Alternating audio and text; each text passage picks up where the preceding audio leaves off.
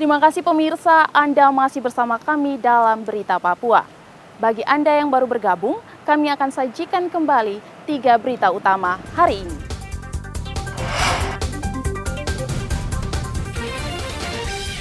Seorang pekerja jalan di Kabupaten Intan Jaya tewas ditembak kelompok kriminal bersenjata. Polisi tetapkan 10 tersangka mutilasi warga di Mimika, 6 diantaranya tentara.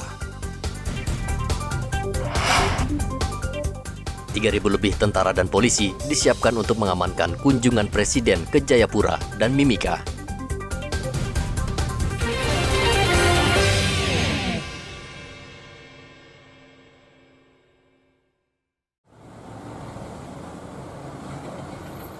Rencana pemerintah menaikkan harga BBM subsidi jenis Pertalite dan Solar menuai protes dari sejumlah sopir angkutan di Merauke. Mereka berharap Pemda juga menyesuaikan tarif angkutan kota karena saat ini tarif angkutan tidak sesuai dengan kenaikan sejumlah kebutuhan pokok. Apa keinginan Bapak untuk kenaikan harga BBM ini untuk Pertalite, jenis Pertalite? Saya tidak soal, walaupun naik yang penting jangan kita susah-susah cari. Terus kalau umpamanya harga angkutan kota sekarang berapa per satu kali tarik ini? Itu harus dipertimbangkan lagi kembali ya. Sekarang berapa? Sekarang 5.000. 5.000. Nah, kira-kira yang harga yang wajar berapa kira-kira, Pak?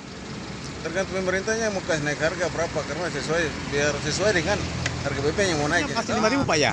Ya. Nah, dengan kenaikan BBM ini kira-kira wajarnya berapa, Pak? Kalau Bapak punya keinginan untuk sebagai sopir angkot? Ya kalau kenaikannya 10.000 kemungkinan wajarnya 7.500. 7.500, Pak ya? Ya. Untuk tarif 5.000 itu sudah berapa lama Pak berlaku itu? Sudah 4 tahun. 4 tahun, Pak ya? Sudah lebih kayaknya, sudah hampir 7 tahun. 7 tahun. Selama ini belum ada kenaikan, Pak ya? Belum. Sementara BBM sudah berapa kali naik, Pak ya?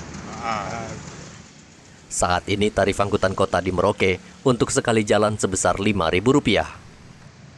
Sopir angkot meminta kenaikan tarif angkot hingga Rp7.000 sekali jalan. Saat ini hampir seluruh angkot di Merauke menggunakan BBM subsidi jenis Pertalite. Sementara pembelian Pertalite di SPBU juga dijatah hanya 15 liter per hari. Tidak heran mereka harus mengantri sehari semalam untuk mendapatkan BBM. Muhammad Ridwan melaporkan dari Merauke, Papua.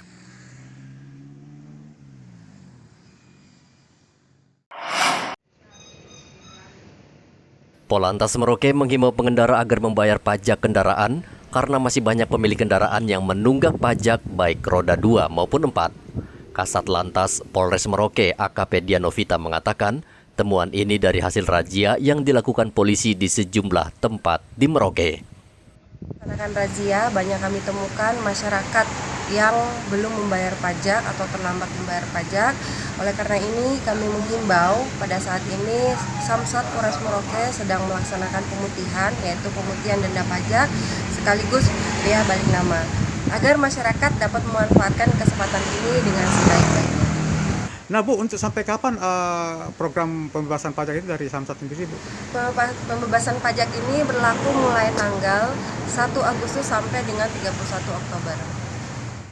Dian menjelaskan warga tidak perlu takut mengurus pajak karena Samsat telah menghapus denda pajak kendaraan bila terlambat membayar. Penghapusan denda pajak tahun ini sudah dimulai pertanggal 1 Agustus hingga 31 Oktober mendatang. Muhammad Ridwan melaporkan dari Merauke, Papua. Pelatihan Kasuari Perkasa tahun 2022 diikuti sejumlah kesatuan, mulai dari TNI, Polri, Basarnas, dan PMI.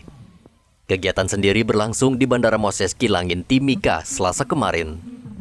Dalam pelatihan ini diperagakan simulasi tentang penanganan gempa, yakni musibah gempa bumi yang mengakibatkan sebuah bangunan rumah runtuh, dan di dalam terdapat warga yang terjebak dan perlu diselamatkan. Basarnas serta PMI yang mendapatkan informasi bergerak ke lokasi dan berupaya mengevakuasi 3 korban, namun 1 orang meninggal dunia. Pada latihan tersebut, Korps AU mengerahkan 4 unit pesawat CN225, 220, dan 1 unit helikopter Karakal EC-725. Pesawat CN225-220 ditugaskan menerjunkan personel serta bantuan logistik kepada korban gempa di lokasi yang sulit dijangkau. Sedangkan helikopter Karakal EC725 ditugaskan menerjunkan tim kesehatan dengan cara rappelling serta mengevakuasi korban gempa yang kritis ke rumah sakit. Kegiatan ini juga dilakukan agar dapat mengasah kemampuan personel yang ditugaskan dalam penanganan korban gempa bumi di wilayah Mimika dan sekitarnya. Dari Mimika, Papua, Igobat Momolin melaporkan. Pemirsa, informasi tadi sekaligus mengakhiri jumpa kita dalam Berita Papua. Saya Graciela Taime mewakili seluruh kru kerabat kerja yang bertugas menyampaikan terima kasih. Selamat beraktivitas. Sampai jumpa. Wanyambe.